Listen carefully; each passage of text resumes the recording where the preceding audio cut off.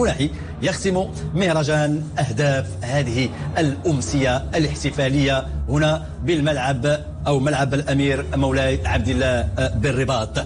إذن المنتخب الوطني يتأهل رسميا إلى النهائيات بعد انتصارها اليوم. تعادل تنزانيا 3 نقاط هامة 18 نقطة خالي البدراع يجمعها الفريق الوطني خلال 7 جولات.